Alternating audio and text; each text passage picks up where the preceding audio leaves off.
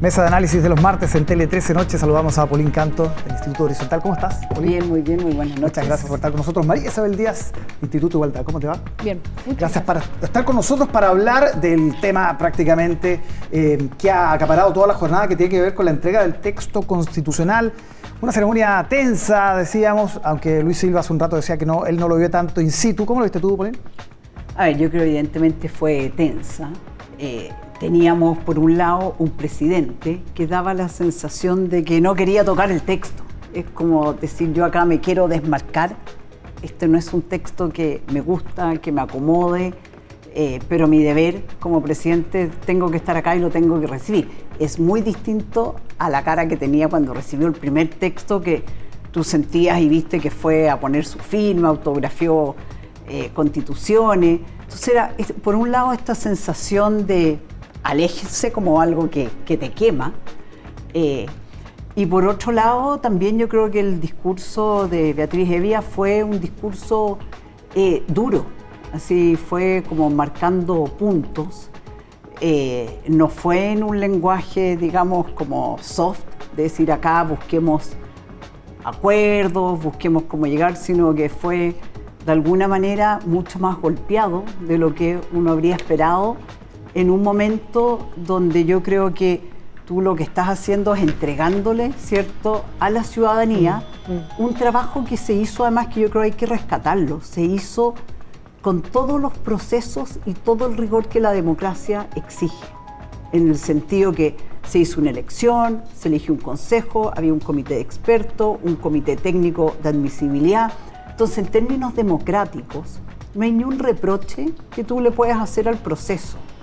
Y yo creo que eso es muy destacable, porque es muy distinto a lo que sucedió la vez pasada. Vamos a eso, pero ¿cómo viste tú, Isabel, la Yo comparto también, absolutamente tenso. Yo diría que trató de ser correcto, ponderado, pero había poca afectividad, ¿eh? Y eso se notó en los rostros. Me acuerdo que había unos comentaristas que estaban comparándolo a la vez anterior, qué es lo que les pasaba a ellos, ¿no? Y también yo comparto esa como pluma intensa que tuvo la presidenta de la convención, la expresidenta ya a esta altura, porque me parece que cruzó una barrera que no tenía que haberla cruzado. Yo lo encuentro lamentable, creo que no convoca, no genera esta unidad que nosotros queremos, de alguna manera da cuenta, o sea, está hablando de distintos chilenos, o sea, eso causó mucha molestia, sí, habló de los verdaderos chilenos, que además tiene arraigos de lo que pasó en la dictadura, cuando hablaban de los humanoides. Bueno, yo creo que generó un tipo de reacción que uno no hubiese querido. Además, son generaciones jóvenes que uno espera que tengan otro tipo de convocatoria, que es el minuto, la oportunidad de hacer un llamado distinto, ¿no? A pesar que yo tengo diferencia, porque yo creo que el proceso efectivamente se llevó a cabo, hubo el tiempo, los protocolos que se cumplieron, pero el diálogo yo diría que estuvo cortado. O sea, por ahí Miguel Litín hablaba de las estaciones, ¿no? Y parece que llegó la primavera y ahí el diálogo se trancó, o sea, no hubo buen intercambio ahí. Y bueno, llegamos al texto, y es un texto que uno diría no tiene un acuerdo transversal, hay diferencias, hay distintos tonos, hay contenidos que generan dudas. Bueno, y va a empezar después la campaña comunicacional, que va a tener que hacer una convocatoria a los afectos, ¿no? Yo miraba también las declaraciones del profesor Silva y también me parece que va a tener que aparecer cada uno todas las cualidades pedagógicas de manera de despejar todos aquellos puntos y las disonancias. Yo quiero leerlo muy pero pausadamente, porque efectivamente hay distintas interpretaciones de los contenidos, y si uno compara lo que fueron los 12 bordes que se plantearon y lo de la comisión de expertos con todo el articulado, por ahí hay unas estadísticas que están diciendo que se preservó el 30% de lo que venía.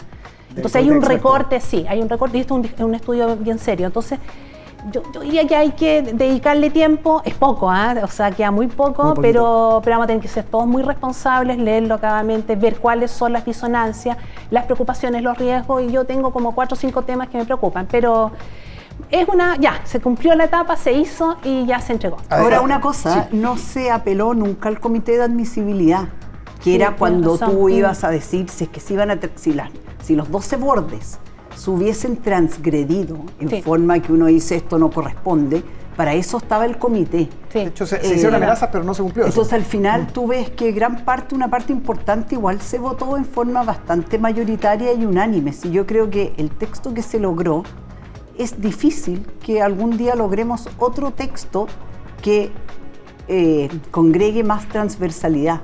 Porque al final las mayorías circunstanciales, sea del lado que sea, van a poner su sello. Entonces yo creo que acá hay un punto que al final uno tiene que decir, bueno, ¿cuánto más avanzo con esta propuesta con respecto a lo que tengo? Y acá yo doy un ejemplo, porque ya que estábamos en modo panamericano, ¿cierto? Y si tú pescas los 100 metros planos, yo creo que acá avanzamos 70 metros, para algunos a lo mejor 80.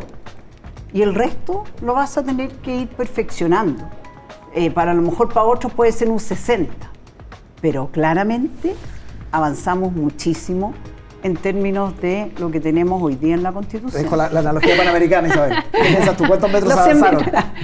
No, a mí lo que me sucede es que hay un grupo naturalmente que está poniendo tremendas expectativas en un texto que hoy día yo diría que hay que mirarlo con atención. Quiero ser muy responsable en eso, pero tengo yo muchas dudas en varias áreas y creo que eso va a generar mucho ruido, riesgos, Tus dos zonas. dudas principales. Bueno, todo lo que tiene que ver con educación, que es una de las áreas que yo me desempeño, sí. Todo lo que tiene que ver con el constitucionalizar el voucher, o sea, el modelo de financiamiento. Yo creo que es un tremendo error hacer eso. Deberíamos haberlo dejado igual. Hay muchos analistas que lo han dicho. Todo lo que tiene que ver con, infancia, mujer, el agua. O sea, hay varias áreas que uno pudiera ir como marcando las distintas preocupaciones. Una de ellas es la infancia, sobre todo por tema del respeto a la Convención de los Derechos del Niño. Yo creo que ahí hay un punto extremadamente frágil.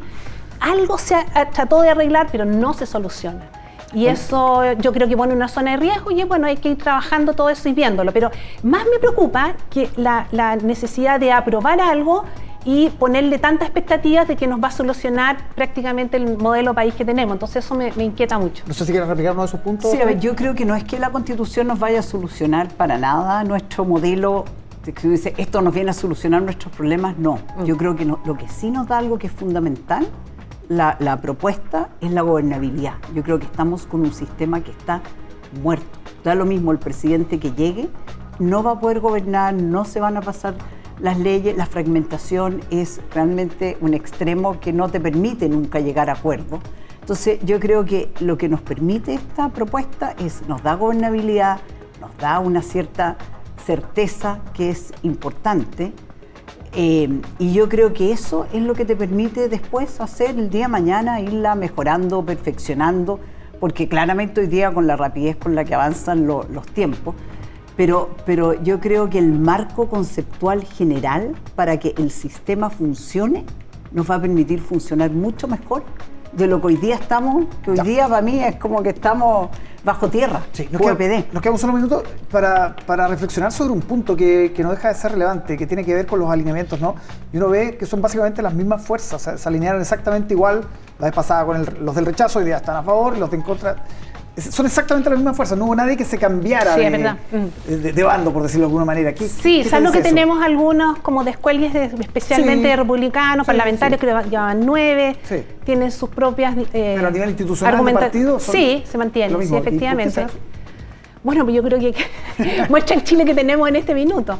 Es un Chile que está dividido, que tiene distintas percepciones, miradas, y que eso justamente el texto de los expertos yo creo que logró conciliar eso. Y aquí nos encontramos con otro texto. Entonces yo lamento que se haya fracasado con ese trabajo. Pero yo creo que esos son ajustes que se pueden ir haciendo en el tiempo. Y ¿sabes lo más interesante al final? Es que acá tú tienes a los dos extremos, la extrema derecha y la extrema izquierda, que están absolutamente en contra. Y ahí, ¿cuál es la conclusión que tú llegas? Que esto no está hecho a la medida de su ideología. Entonces para ellos prima una ideología que o es esa la que está plasmada, o no me gusta. Yo creo que en psicología diría nos faltó madurar más, nos ha faltado. Y ahí vendrá o no una tercera oportunidad más adelante, porque como dijo el presidente, por ahora no. Parece que ahora sí. no. Yo creo que vamos a ver que esperar una década completa. Quedamos repitiendo. Una década. Una década por lo menos. Una generación, incluso he escuchado algunos que dicen. También. Polín, María Isabel, muchísimas gracias por acompañarnos como todos los martes. Que estén muy bien.